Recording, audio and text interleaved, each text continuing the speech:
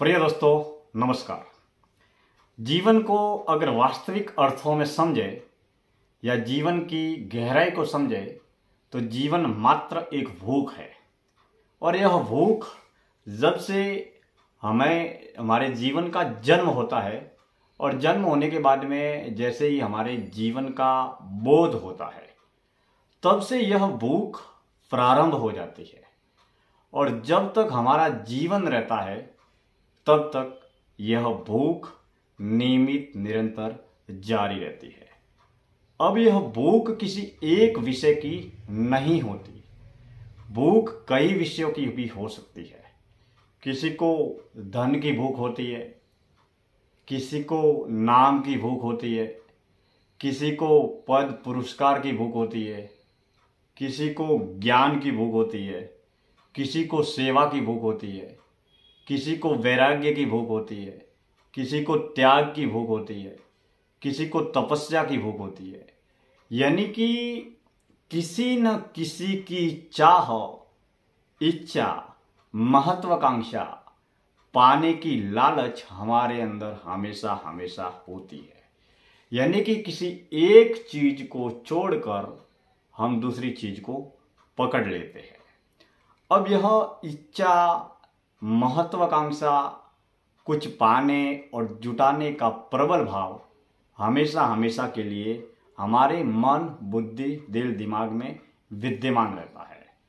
अब हम हर क्षण किसी न किसी को देख रहे हैं, कुछ न कुछ हमेशा हम सुन रहे हैं, और जो देख रहे हैं या जो कानों से सुन रहे हैं उस देखे हुए और उस सुने हुए जीवन के आधार पर ही हम कुछ न कुछ सोच रहे हैं। इंसान का जीवन सच्चे अर्थों में देखे तो सबसे बड़ा रहस्य है, और यह एक ऐसा रहस्य है या सत्य की खोज, ईश्वर की खोज एक ऐसी यात्रा है। जैसे मान लीजिए किसी गूंगे को हमने गुड़ खिलाया और गुड़ खिलाने के बाद में उस गूंगे को बोल दिया जाए कि गुड़ कैसा था, खाने के बाद में आपने उस गुड़ को कैसे अनुभव किया, क्या महसूस हुआ, गुड़ खाकर आपको कैसा लगा, तो वो गूंगा कभी भी किसी भी रूप में आपको बता नहीं पाएगा, क्योंकि वो गूंगा है। तो ईश्वर या सत्य की यात्रा, अनंत की यात्रा भी एक ऐसी ही यात्रा है जिसे हम स्वयं जब इस यात्रा पर चलते हैं तब चलते वक्त ही हम इस यात्रा को अनुभव कर सकते हैं।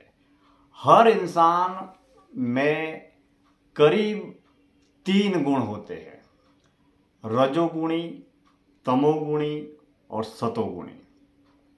इन तीनों गुणों की उपस्थिति हर इंसान में होती है। अब यह बात अलग है कि किसी व्यक्ति में कोई गुण कम हो या ज़्यादा हो। इन तीनों गुणों को हम जब समझते हैं तो तमोगुणी, रजोगुणी और सतोगुणी। तमोगुणी यानी कि यानी कि तमस के जितने भी गुण हैं, क्रूर, निर्दयी, राक्षसी, तामसिक, व्यभिचारी, नशेड़ी, क्रूरता इत्यादि तरह के जितने भी मानव के अंदर क्रूरता, निर्दयता यानी कि राक्षसी प्रवृत्ति के जितने की भी कुकर्म के गुण हैं, या बुरा सोचने के, बुरा कर्म करने के जितने भी विकारी गुण हैं या व्यभिचारी गुण हैं, यह गुण तमस गुणों में आते हैं। इस प्रकार की प्रकृति के व्यक्ति को हम तमोगुणी कहते हैं, क्योंकि यह बुरे गुण हैं जिसकी माध्यम से हमारा जन्म और जीवन अधोगति की ओर जाता है, नरक की ओर जाता है या बुराइयों की ओर जाता है। तमोगुणी के बाद में आता है रजोगुणी।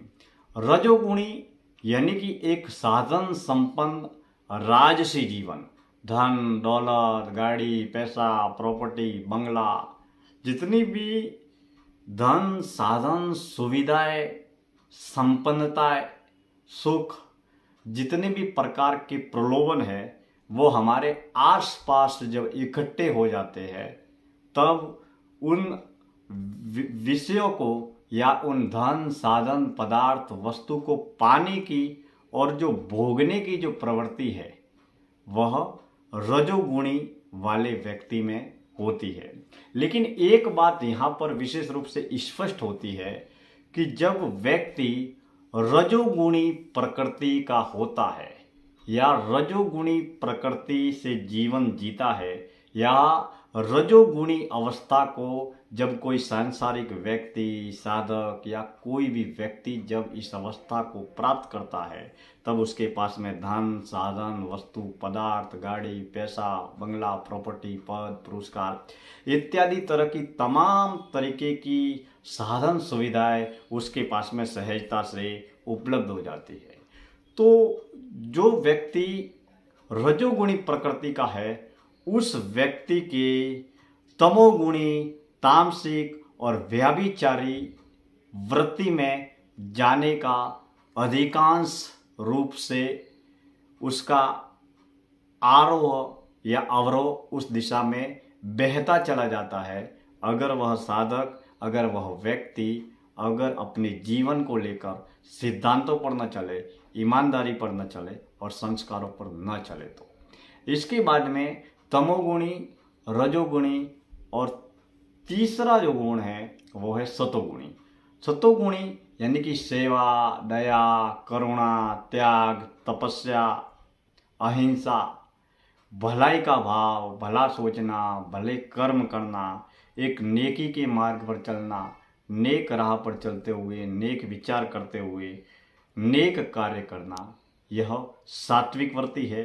और जो व्यक्ति तमोगुणी भाव से रजोगुणी भाव से मुक्त होकर जो व्यक्ति सतोगुणी सात्विक आचरण की ओर आगे बढ़ता है उसका जीवन लगातार सफल भी होता है सुखी भी होता है और वह व्यक्ति इंसान होकर इंसान बनने या इंसान होने के साथ में इंसानियत की राह पर आगे बढ़ता है।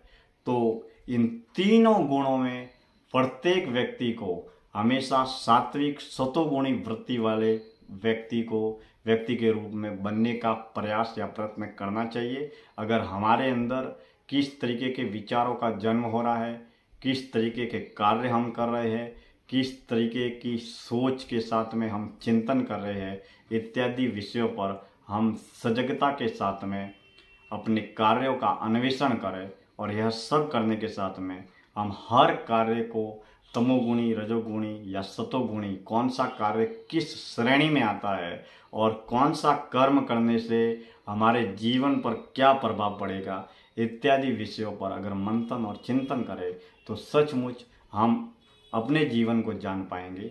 आज की चिंतन यात्रा में इतनी ही बातें। मैं दिनेश्वर माली आप सभी का धन्यवाद।